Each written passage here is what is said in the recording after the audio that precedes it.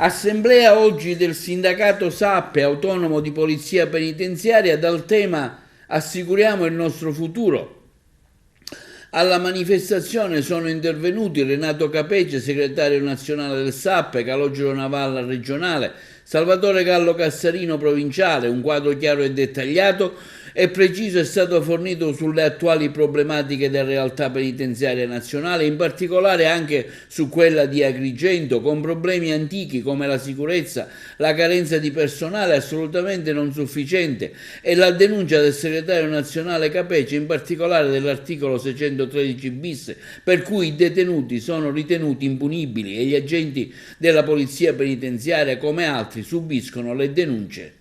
Ma innanzitutto dobbiamo dire che la mia presenza qui insieme ai quadri sindacali del SAPPE vuole essere la vicinanza e la solidarietà a questi colleghi di Agrigento.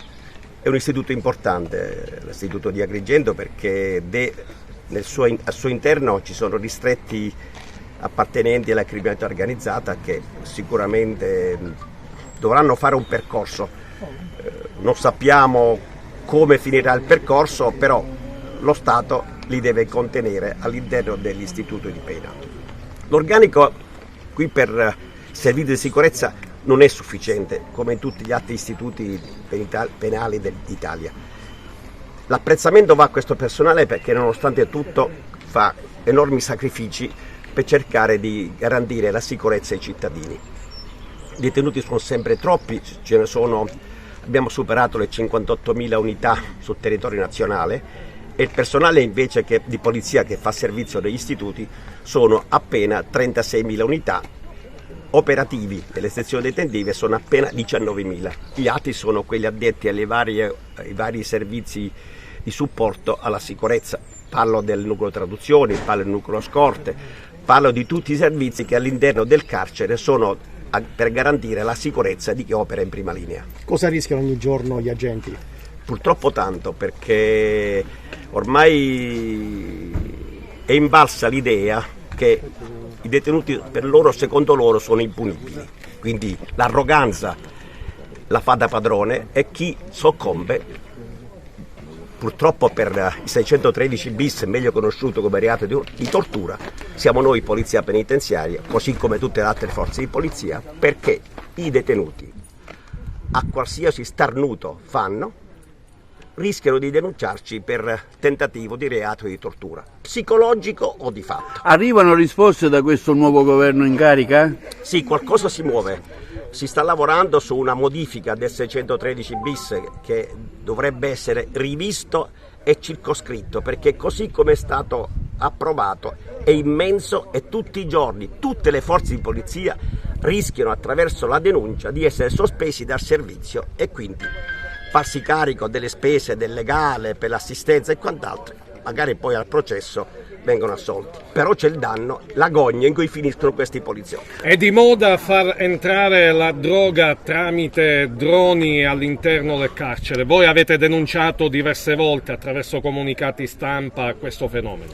Ma intanto la mia solidarietà e il mio apprezzamento per il lavoro dei poliziotti penitenziari qui di Agrigento, che proprio alcuni giorni fa hanno evitato che si perpetrasse attraverso i droni che venisse introdotto all'interno dell'istituto oggetti non consentiti o comunque la droga.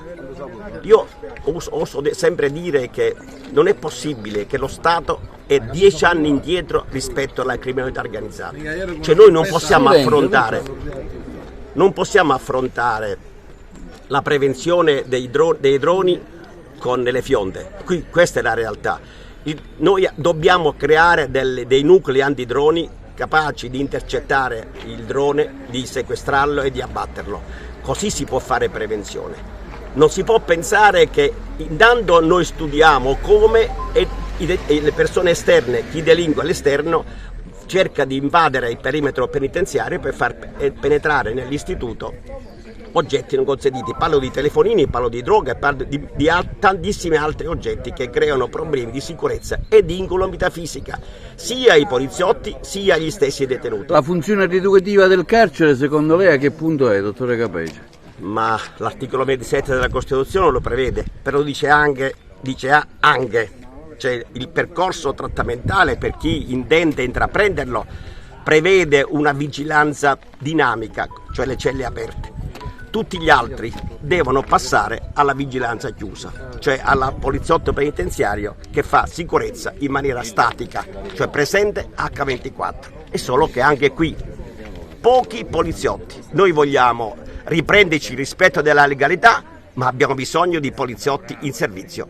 Al carcere di Agrigento succede che così come in tutti gli altri istituti subiamo purtroppo la prepotenza dell'utenza e l'appartenente al corpo della polizia penitenziaria non può dare più il suo supporto poiché ha molti carichi di lavoro e quindi il confronto con il detenuto non può essere ovviamente così specifico perché non ha la possibilità di interfacciarsi anche sulle problematiche che lo stesso può avere a livello personale e questo comporta, ahimè, che avvengono atti inconsulti da parte dello stesso utente, ad esempio togliersi la vita, e quindi anche lì il personale deve subire l'eventuale articolo penale sul negligenza sulla vigilanza. Cosa denunciate in particolare nell'Istituto Petrusa di Agrigento, le maggiori carenze? Insomma, ci faccia un po' un quadro della situazione di Agrigento, lei che ha stretto contatto con la situazione del penitenziario. Allora, il segretario generale Donato Capece vi ha illustrato un po' quella che è la condizione generale in cui versano tutti gli istituti penitenziari. Il segretario nazionale, con delega alla Regione di Sicilia, è andato più nel dettaglio. Il problema è cercare di migliorare le condizioni dei poliziotti penitenziari. Noi oggi siamo qui e ringrazio pubblicamente il segretario generale per la sua presenza, perché vuol dire tanto, vuol dire testimoniare sofferenze e sacrifici. La polizia penitenziaria, come già detto in altre occasioni, è stanca di subire umiliazioni, perché di fatto quello si tratta. Quando lo Stato non è in grado di garantire efficienza ed efficacia ai poliziotti, purtroppo si ingenera un circolo che non è assolutamente virtuoso, anzi si genera sofferenza tra il personale. Quindi noi oggi siamo qui con la speranza che da oggi in avanti si possa, grazie anche a quelle che sembrano le condizioni di favore da parte di questo governo nei confronti di tutte le forze di polizia, ma nello specifico della polizia penitenziaria, speriamo tutti, ci auspichiamo, noi addetti ai lavori, che questo benedetto reato di tortura venga quantomeno circoscritto ai casi più eclatanti, perché adesso il poliziotto si trova indagato per la qualsiasi con il reato di tortura e, come diceva giustamente il segretario generale,